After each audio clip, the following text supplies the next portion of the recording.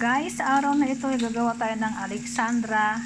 Recipe ito ng turkey. Ayan ang ating kubo, siniwahiwa na natin. At ang ating manok na binabad lang natin ng asin, paminta at saka paprika.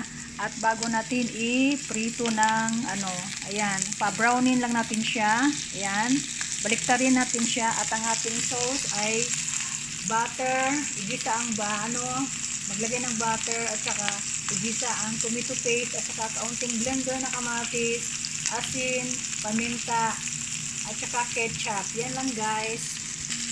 Ayan, ganyan lang siya ka-brown. Ayan, baliktarin natin. Ayan guys, ganyan, mag-brown na siya. Baliktarin natin at pag na-brown na yung kabila ay hanguin na natin. Ayan guys, tapos na ang ating manok.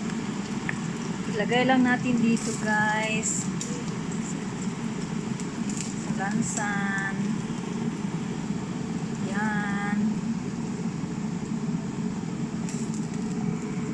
Yan. Prito ng bahagya hanggang sa ma-brown. At talagyan ngayon natin ng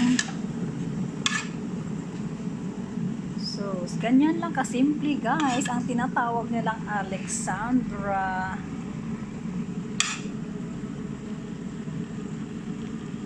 Yung iba, nilalagyan ng yogurt ito. Pero amo ko, hindi na.